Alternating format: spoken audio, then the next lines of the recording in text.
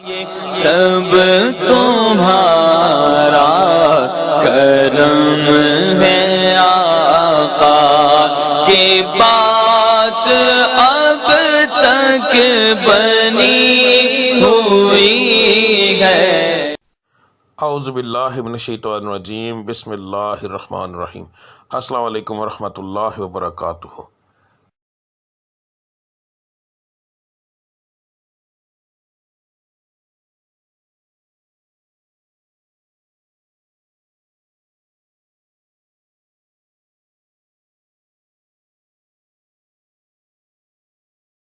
آج کا دن کیسا رہے گا یہ بتانے کے بجائے میں آپ لوگوں کو یہ کیوں نہ بتاؤں کہ کس پڑھائی سے اللہ تعالیٰ کے وہ کون سا بابرکت نام ہے جس کو پڑھنے سے آپ کا آج کا دن بہترین رہے گا۔ بات کو غور سے سن لیجئے، سمجھ لیجئے۔ ہر سٹار کی جیسے پڑھائی مختلف ہوتی ہے، اسی طرح مہینے کے حساب سے، اسی طرح دن کے حساب سے بھی علیحدہ علیحدہ ہوتی ہے۔ تو میں آپ کو جس طریقے سے بتا رہا ہوں اس کا مقصد یہ ہے کہ آپ جو آپ کے آج کے سٹار کی پڑھائی ہے وہ کریں گے تو اس کا نتیجہ آپ کو فوری طور پر ملے گا۔ یعنی کہ اس کا یہ پڑھائی تو ایک دن آپ نے کرنی ہے مگر اس کا نتیجہ فوری طور پر ملتا ہے۔ دوسرا، اللہ تعالیٰ کی ذات کو روزانہ اپنے حساب سے یاد کرنا، بار بار علیحدہ علیحدہ ناموں سے یاد کرنا، تو وہ ایک بڑا بابرکت چیز ہے، بڑا بابرکت کام ہے۔ تو اللہ کی ذات ان ناموں کے حساب سے آپ کو بہت زیادہ آپ پر کرم کرتی ہے۔ تو ہر سٹار کے مطابق آپ کی پڑھائی کیا ہے وہ آپ کو آگے جا کے ویڈیو میں پتہ چل جائے گا۔ پڑھنے کا طریقہ بتانے لگا ہوں۔ اس کے اندر دو طرح کی پڑھائی ہے۔ ایک پڑھائی آپ نے فجر کی نماز کے بعد کرنی ہے۔ اگر ایک مثال ہے، میں نے یہ بتایا ہے کہ یا اللہ آپ نے پڑھنا ہے تو صرف میں نے اتنا لکھا ہے یا اللہ، اس کے آگے تعداد نہیں لکھی کیونکہ یہ دونوں پڑھائیاں لا تعداد ہوں گی۔ ان کو پڑھنے کے لیے ایک تو آپ کو یاد رکھیے کہ باوضو ہونے کی ضرورت نہیں، اللہ کو کسی بھی حالت میں آپ یاد کر سکتے ہیں۔